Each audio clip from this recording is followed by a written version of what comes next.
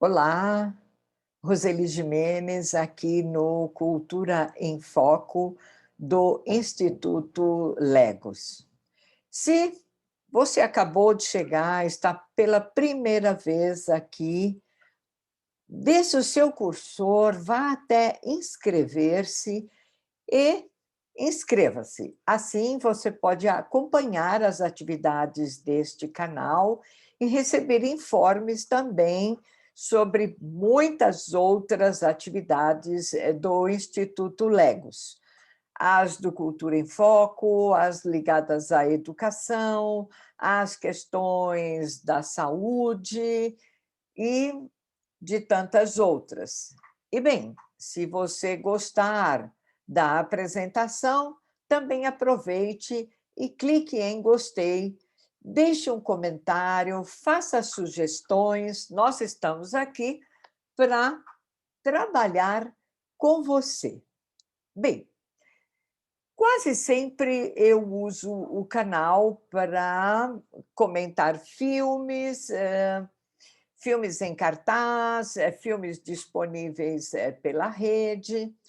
Hoje eu vou fazer isso também, claro, sempre enfatizando o valor da cultura, da arte, para as questões que são psíquicas. Então, apesar de hoje eu também lidar com a questão da cultura e da arte, eu não vou falar simplesmente de um filme, mas eu escolhi filmes, autores, pintores, enfim, algumas obras de arte que trabalham direto ou indiretamente com um tema contemporâneo que nos é bastante caro. É a questão da depressão. Então, nós vamos trabalhar um pouquinho essas questões e vamos ver se alguns tópicos poderão deixar esses temas mais claros, ou pelo menos por meio da arte, traduzir algumas coisas da área da saúde. Então, o tema engloba a angústia, e aí a tristeza, né? A melancolia e a depressão. Bem, nós costumamos sempre dizer que a arte imita a vida. Às vezes, isso se dá no sentido oposto. A própria vida pode imitar a arte.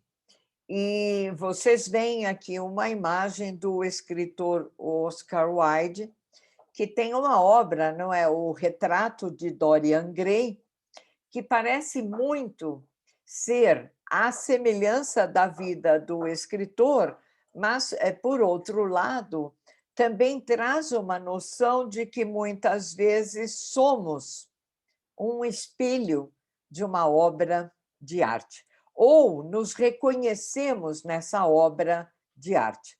Por isso é que, para que esta via de mão dupla de arte e vida, vida e arte, combinem, a gente tem que pensar em algumas coisas. Todas as produções artísticas, de uma maneira geral, elas buscam um sentido relacionado àquilo que está no nosso aparente chamado mundo real ou na realidade. Por quê?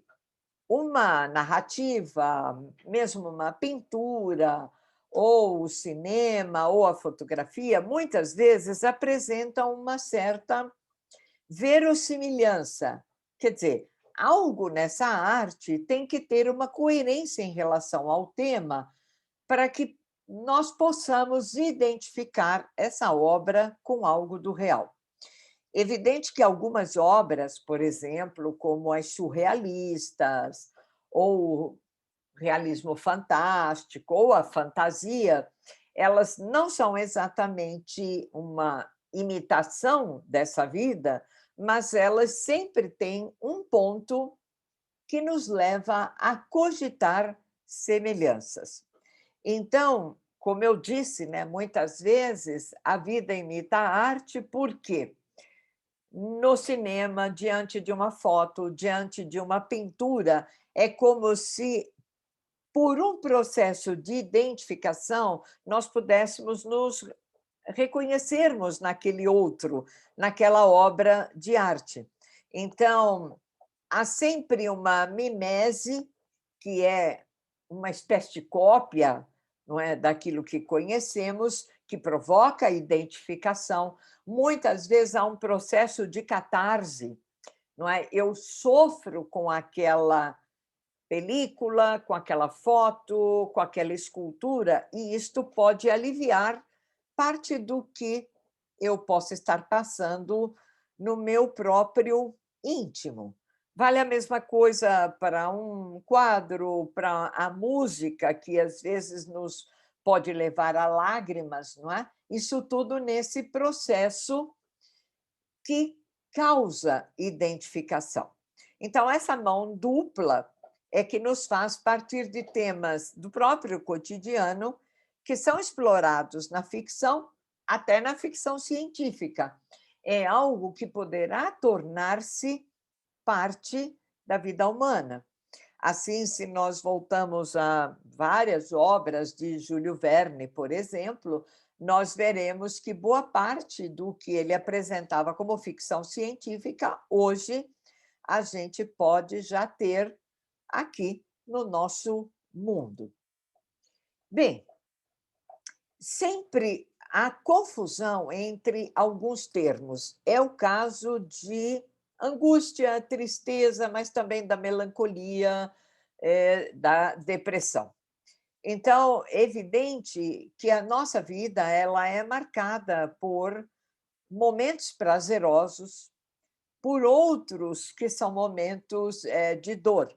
De uma certa maneira, a gente parece revitalizar e revisitar os momentos de dor. Como diria o psicanalista Jacques Lacan, há um certo gozo, não é? De gozar com este sofrimento e muitas vezes a gente atribui a isso uma certa tensão, um certo masoquismo, como se a gente gostasse de sofrer revivendo alguns momentos. Nesse sentido, os termos angústia e tristeza muitas vezes parecem-nos sinônimos. No entanto, a angústia pode estar ligada à ansiedade e a tristeza, nem sempre, mas costuma se ligar a perdas. Eu vou chamar de concretas, aquelas coisas que perdemos no decorrer da nossa vivência. Agora, se essa tristeza ela se insere dentro de nós, no nosso cotidiano, de uma maneira que não cessa, que não passa, que não diminui, pode se tornar patológica e, nesse caso, essa angústia, essa tristeza, elas não passam. O tempo passa, mas elas permanecem. Eu trouxe aqui um exemplo, não é, do livro Angústia, de Graciliano Ramos, da década de 30 do século XX. Esse livro foi publicado numa época em que o escritor estava prisioneiro por questões políticas, e o próprio livro ele revela, não é, em seu personagem, aquilo que é angustiante. É como se a vida estivesse parada numa estação, como diz a música, parada na mesma estação. Então, é uma leitura que eu recomendo. Muita gente reconhecerá nesse personagem de angústia estas aflições que nos limitam vida fora. Bem, o que Freud, em Luto e Melancolia, olha lá, no começo do século XX, escreveu para entender o que seria esta dor que sentimos diante das perdas, é considerada muitas vezes como uma tristeza profunda, uma angústia profunda que não para.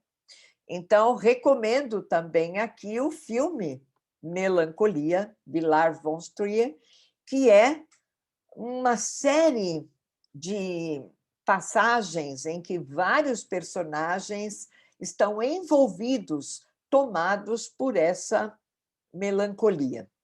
Ora, aquilo que a gente percebe como normal, ou aparentemente normal, é que a tristeza, ela toma as pessoas diante de perdas. Perdas de entes queridos, perdas para uma doença terrível, muitas vezes, inclusive, por perdas materiais gravíssimas, né, que nos tiram possibilidades de uma vida digna. Então, tudo isso revela-se em tristeza, e é normal que estejamos tristes, é absolutamente normal. Bom, mas o que acontece se essa tristeza não para de se inscrever na nossa vida? Ela está no nosso cotidiano, ela está o tempo todo nos intimidando em relação à vida. Então, nesse momento, entra em cena, mais do que a tristeza, mais do que a angústia, é uma melancolia. Então, quando há o luto, e nós sempre ouvimos falar, é preciso viver o luto, aceitar o luto, entender que dói, que causa sofrimento, que leva tempo, não é? Mas é uma perda efetiva, né? De fato, que gera, obviamente, tristeza e angústia. Mas, como eu disse, na melancolia é como se o sujeito ele se perdesse de si mesmo. Ele não se reconhece mais em absolutamente nada, né? É o que a gente chama de um ensimesmado, é como se ele estivesse para dentro e perde atividades, perde participações sociais. Bem, este termo cunhado, não é, como melancolia, e a própria depressão, obviamente, denotam uma tristeza.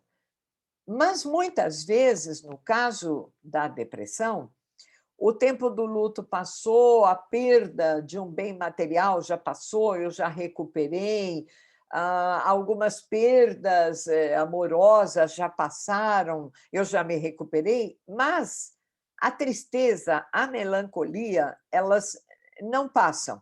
Então, o que Freud tratou como melancolia é o que chamamos hoje no nosso mundo contemporâneo de depressão.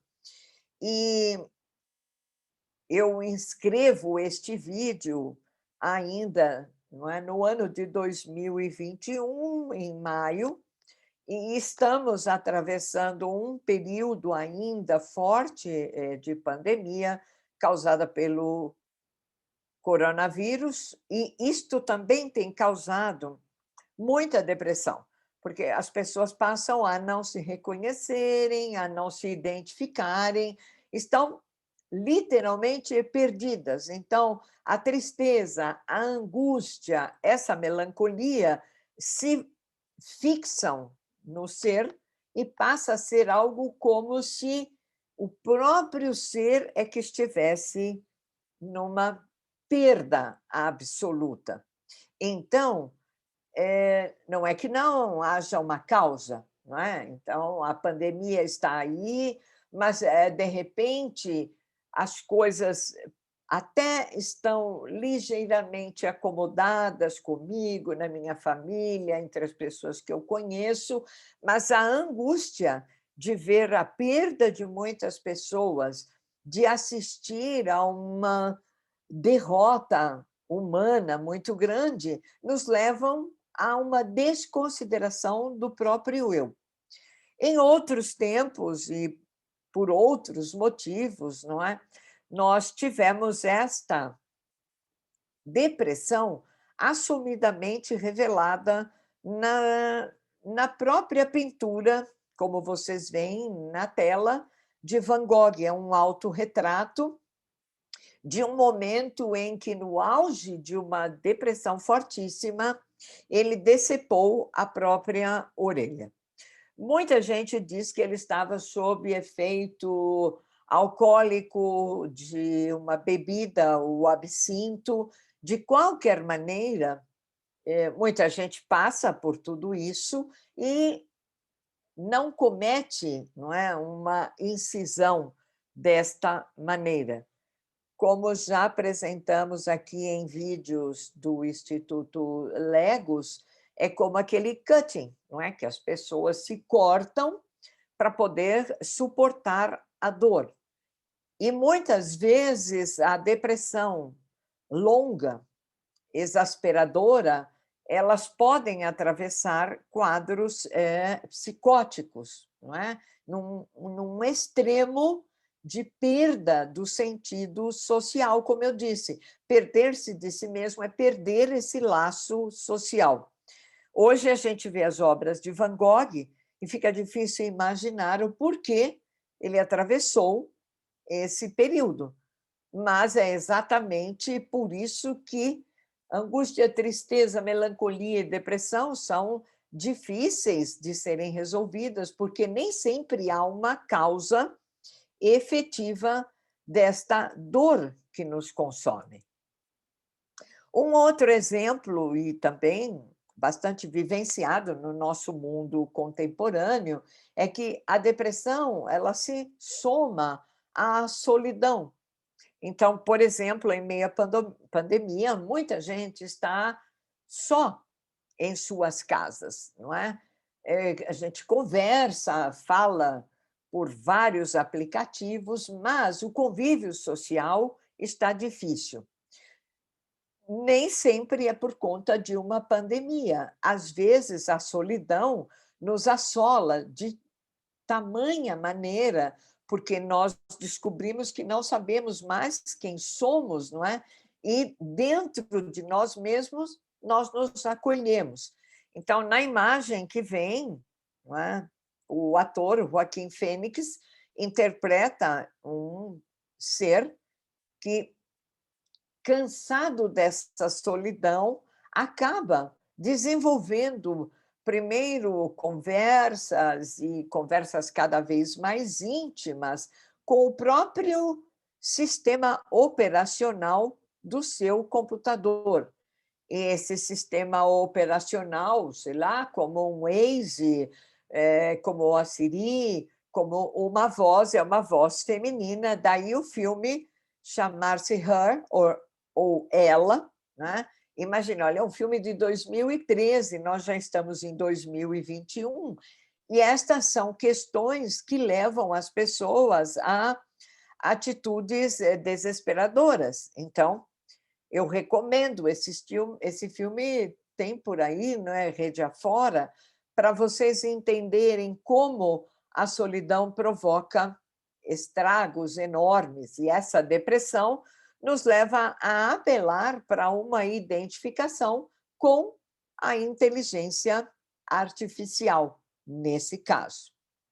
E, bem recente, quando eu falo bem recente, agora, em maio, o filme foi de 2019, mas ele estreou agora em maio de 2021, está disponível na Netflix, é A Mulher na Janela, de Joe Wright. A cena que vocês veem é exatamente a mulher olhando pela janela, por isso muita gente comentou o filme como uma versão mais contemporânea do Hitchcock, de Psicose, de A Janela Indiscreta, porque todos esses temas estão aí intercalados. Então, é uma noite chuvosa, ela olha pela janela e vê na casa em frente um pedido de socorro de uma pessoa assassinada. A casa, aliás, em que ela vive, também tem escadarias que lembram muito alguns dos filmes de Hitchcock. No caso dessa mulher, dessa personagem, ela perde a família num acidente muito grave.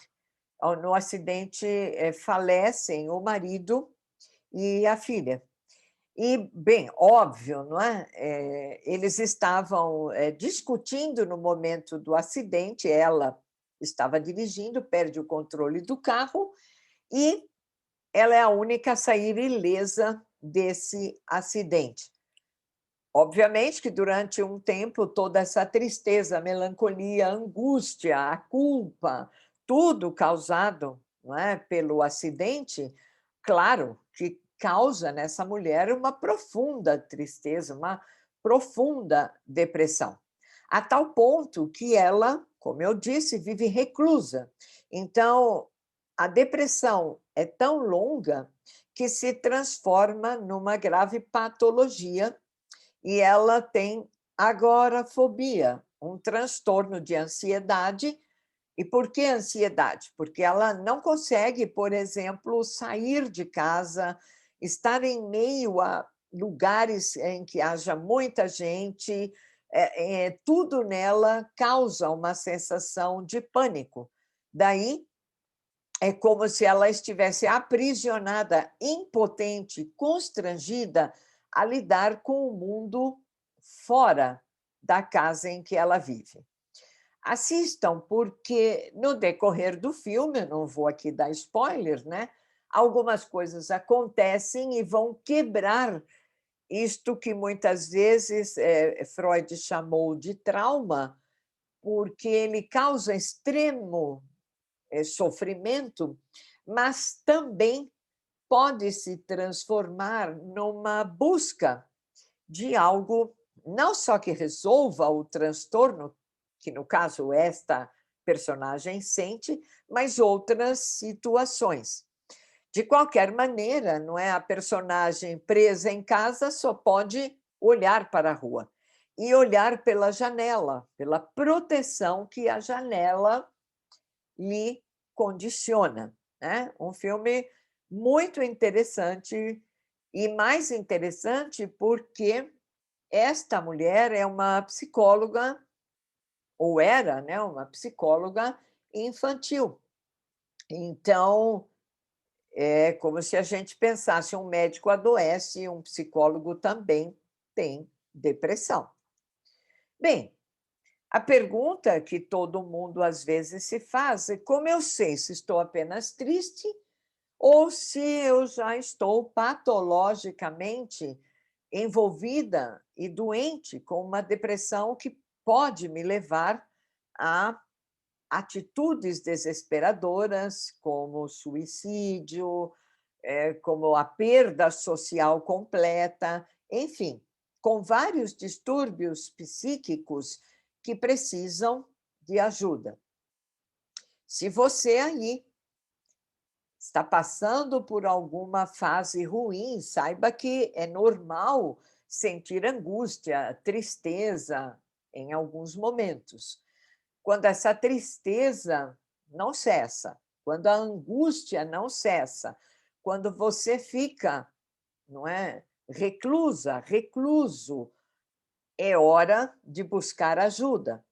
No filme que eu citei, a nossa personagem tem um acompanhamento psicanalítico, o psicanalista vai atendê-la, aliás, em casa, mas é um processo longo. Ela, inclusive, está tentando conseguir sair de casa com um guarda-chuva, como algo que possa protegê-la, não é? Então, de qualquer maneira, a ajuda vai nesse sentido, para que você possa entender o que está passando nesse momento, entender como ser ajudado e entender que é possível sair dessa, por pior que seja a situação.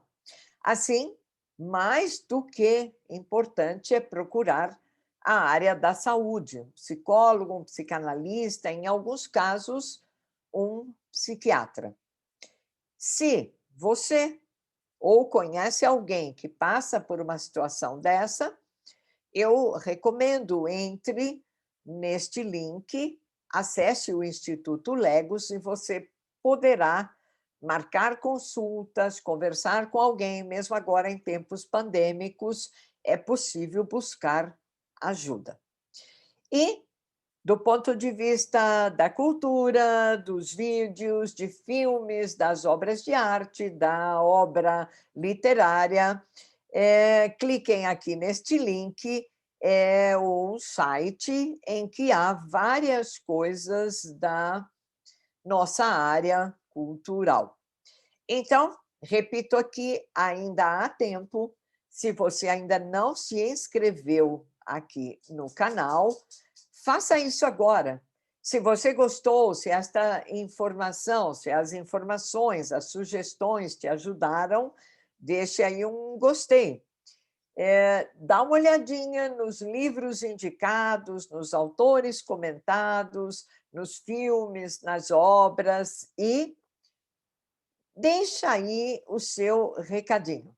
Eu fico por aqui, volto logo mais. Um grande abraço, fiquem bem, cuidem-se muito, muito bem. Até mais.